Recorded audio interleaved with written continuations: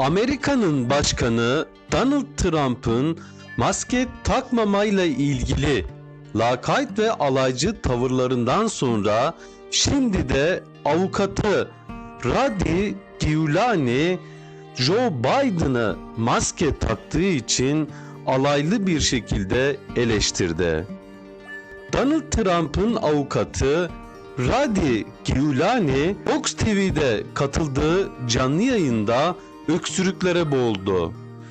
Joe Biden'la maske taktığı için alay ederken öksürüklere boğulan Donald Trump'ın avukatı Rudy Giuliani acaba Covid-19 mu? Şu anda dünya bunu konuşuyor.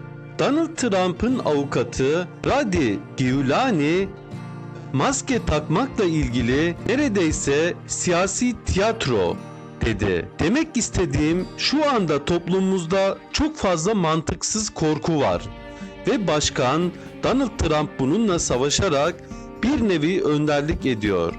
Demek istediğim önden gelen bir general insanlardan almadığı riskleri almalarını istemiyor. Donald Trump'ın ve avukatının yani Washington'un koronavirüsle ilgili, Covid-19 ile ilgili bu tutumları Amerika'da maalesef 200 bin kişinin ölümüne yol açtı.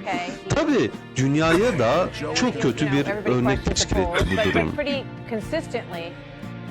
And I don't wear masks as much as probably I should. And I haven't gotten COVID either, and a lot of people... You heard Joe Biden there. He says if the scientists say it's okay, he is... That Joe I know that everybody questions the polls, but pretty consistently,